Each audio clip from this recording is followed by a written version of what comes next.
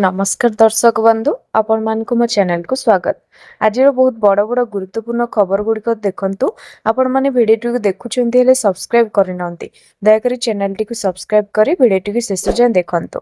आज प्रथम खबर गत सप्ताहर वृद्धि पर सुना एवं रूपा हठात पुणी सस्ता हो जाइछि। सोमवार दिन मल्टी कमोडिटी एक्सचेंज रे रूपार मूल्य हठात 5000 टंकारु अधिक ह्रास पाइथिला।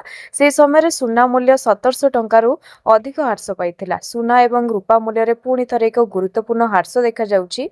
गत सप्ताह रे उभय मूल्यवान धातुर मूल्यवान तीव्र वृद्धि रे घटिथिला, किंतु सप्ताहर प्रथम वाणिज्य दिन सोमवार दिन मल्टी कमोडिटी एक्सचेंज अर्थात एमसीएक्स रे फ्यूचर्स ट्रेडिंग आरंभ होगा मात्रे रूपा गोटे झटकार 5357 टंका सस्ता थिला। एही सद्यतम ह्रास पर एबे 1 किलोग्राम रूपार एहार सर्वोच्च स्तर ठारू 1.87 लाख टंकारु अधिक सस्ता हो जाइछि। केवल रूपा नुहे, एमसीएक्स रे सुनार मूल्य मध्य ह्रास पाइछि। 10 ग्राम 24 कैरेट र मूल्य पर्व वाणिज्य बंद तुलन रे आरंभ समय रे 1780 टंका ह्रास पाइछि एवं एही ह्रास सहित एबे सुना एहार सर्वोच्च मूल्य 5000 टंका तले अछि। चलंतु जानिबा परवर्ती खबर। पश्चिम बंगरु हटुछंती दीदी आसुछि बीजेपी। पश्चिम बंग विधानसभा निर्वाचनर प्रथम पर्याय वोटिंग परे कोलकाता रे गुरुत्वपूर्ण प्रेसमिट करिसेंती केंद्र गृहमंत्री अमित शाह। प्रथम पर्याय मतदान सफलता को नहीं शाह बीजेपी रे विजय संपर्क रे बड़ दाबी करबा सह राज्य रे परिवर्तन संकेत दैछंती। प्रथम पर्याय रे होइतिबा 152टी सीट मध्यरु बीजेपी 110 रु अधिक आसन रे विजयी हेबो। पश्चिम बंगवासी भय छाड़ी परिवर्तन लगी भोट देइछंती एवं प्रथम पर्यायर ही जनता निर्जर भविष्य निर्धारण कर रेकर्ड संख्यक मतदान पाई शाह पश्चिम बंगवासी को धन्यवाद जणाइछंती। यह सह द्वितीय पर्यायर भोटर माननकु बहु संख्यार भोट देवाकू अनुरोध करथिले।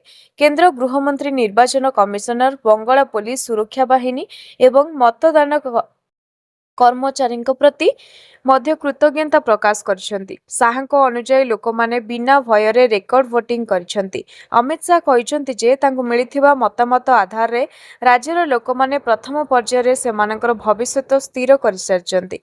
शाह कहिसंती जे बीजेपी बंगाल रे एक विशाल विजय पाई प्रस्तुत।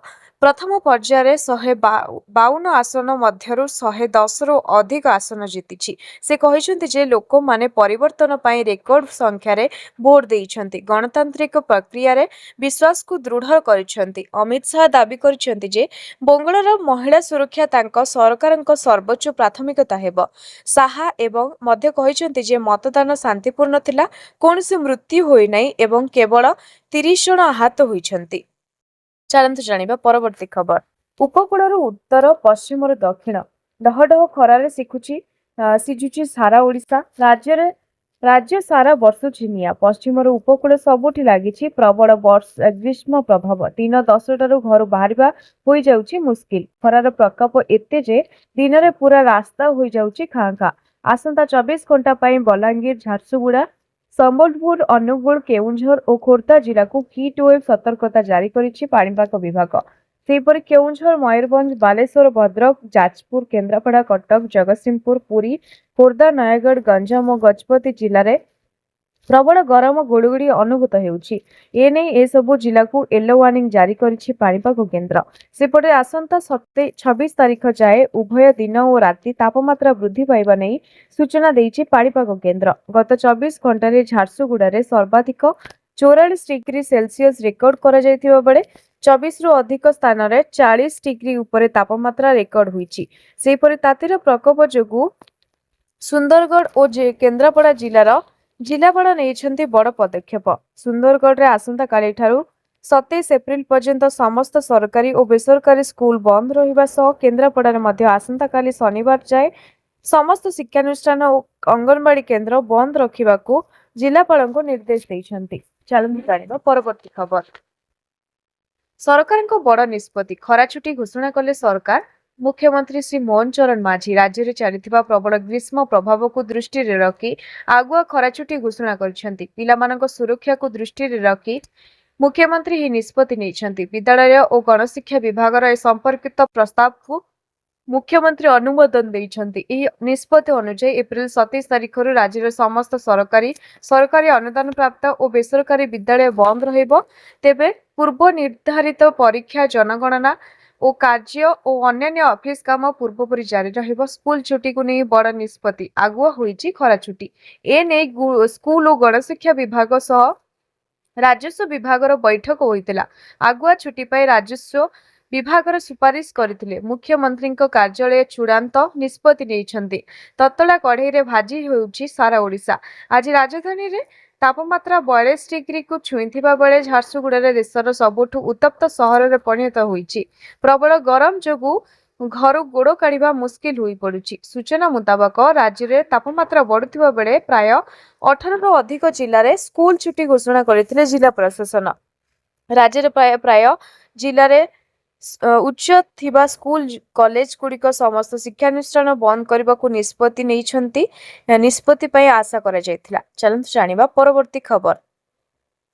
राज्य में कृषि क्षेत्र को अधिक गतिशील करने एवं चाषी आय वृद्धि लक्ष्य रे ओडिशा सरकार चलित खरीफ 2026 ऋतु पर एक बड़ ऋण योजना घोषणा करिछि। एथर खरीफ ऋतु रे समवाय बैंक गुड़िक जरिया चाषी मोट 11,500 कोटी टंकार ऋण प्रदान करने को लक्ष्य धार्य करा जायछि। राज्य सरकार नूतन नियम अनुसार समवाय बैंक पैक्स और अन्यान्य बैंक माध्यम 1 लाख टंका पर्यंत फसल ऋण नेउथिबा चाषी मानक पई सुध हार शून्य रहिबो। सेहीपरि 1 लाख रु 3 लाख टंका पर्यंत ऋण नेउथिबा चाषी पई सुध हार मात्र 2% रहिबो। जदि सेमाने निर्धारित समय रे ऋण मध्यरे प्रतिशोध करती। सरकार स्पष्ट करिसेंति जे एणिकी पैक्स जरिया समस्त स्वल्प मियादी कृषि ऋण केवल ऑनलाइन माध्यम ही प्रदान करा। जो पैक्स गुड़िक ऑनलाइन व्यवस्था ग्रहण करिनांती सेमानंकु खरीफ 2026 पई रिफाइनान्स सुविधा मिलिब नाही। ऋण टंका सीधा सड़क चाषी संचय बैंक खाता को जीव, जहाँ चाषी बैंक खाता सह अधा संयोग बाध्यतामूलक करा जायछि।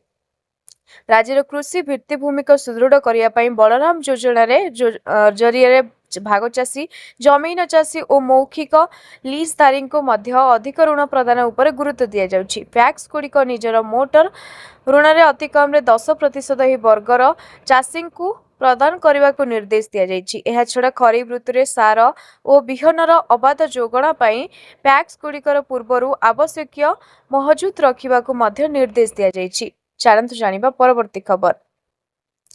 जनगणना बेले अधिकारी समस्या को नहीं राजस्व सचिव और जनगणना अधिकारी राजस्व मंत्री बैठक। ग्रीष्म प्रभाव को नजर रखी 11 रु 3 पर्यंत जनगणना करेनि अधिकारी। 11 रु 3 जाए जनगणना स्थगित रखापी जिलापाल निर्देश। जो माने एही काम रे नियोजित होइछन्ति सेमानक प्राथमिकता आवश्यकता मॉनिटरिंग करिबे जिलापाल। जनगणना अधिकारी सुरक्षा पाई गृह विभाग सह आलोचना होइछि। सेमानक सुरक्षा जुगाई दिया जिवो। अपराध और ग्रीष्म प्रभाव ठारू सुरक्षा पाई जिलापाल निर्देश देइछन्ति राजस्व मंत्री सुरेश पुजारी। जो शिक्षक एही काम रे नियोजित अछन्ति स्कूल रे शिक्षादान और मिड मील प्रभावित हेब नहीं। ध्यान देबे एही कार्य रे 312 जन चार्ज ऑफिसर सह 1 लाख अधिकारी जनगणना रे नियोजित अछन्ति। अधिकांश शिक्षक नियोजित अछन्ति। जे व्यक्ति जनगणना कार्य रे देहांत खबर आसुची घर लोक पोस्ट मॉर्टम करि नाहांती। सुवर्णपुर जिलापाल को रिपोर्ट मांगीछु। राज्य रे चलीछि जनगणना। घर को घर बुली जनगणना करुछन्ति जनगणना अधिकारी, किंतु एही जनगणना समय रे घटुची अभावनीय घटना।